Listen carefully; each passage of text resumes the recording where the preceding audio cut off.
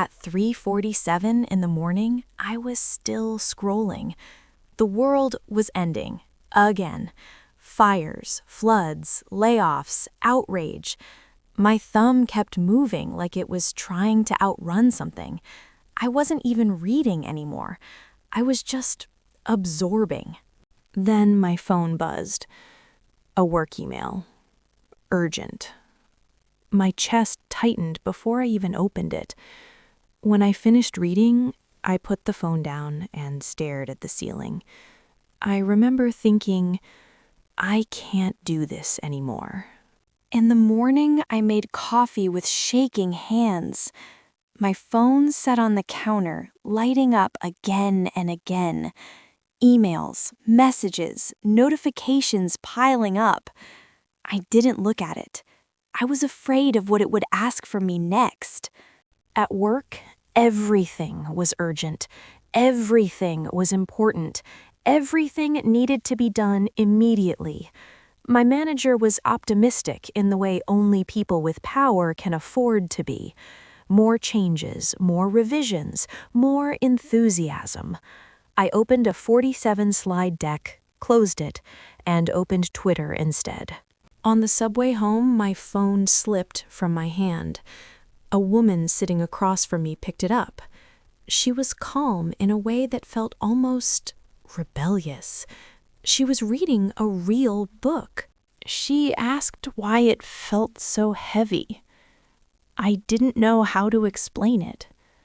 I told her it felt like carrying the whole world in my pocket. She told me something her mother had said during the war. You can't carry what isn't yours to carry. That night, I looked it up.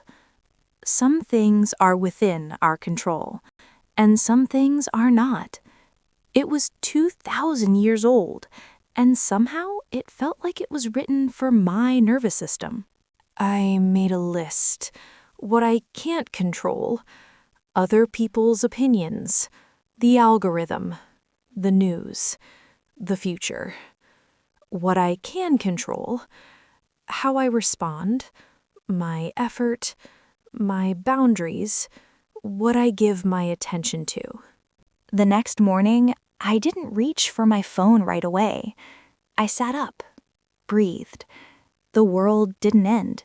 The emails were still there, but I met them on my terms. At work, I tried something new. I said what I could do, and I said what I couldn't. To my surprise, the world didn't collapse. It just adjusted. I still checked Twitter sometimes. I still felt the pull. But now I noticed what it did to me. And sometimes I chose differently. Then the layoffs came. My department was affected. I might lose my job. The fear didn't disappear, but it didn't own me anymore. I made another list. What I can't control. The decision. What I can control. How I prepare. Who I reach out to. What I do next. I did get laid off. And somehow I was okay. Life was still uncertain, but I wasn't drowning in it anymore. The world is still loud, still broken, still asking too much. But now I know the difference between what belongs to me and what doesn't. And that has made all the difference. Thanks for listening.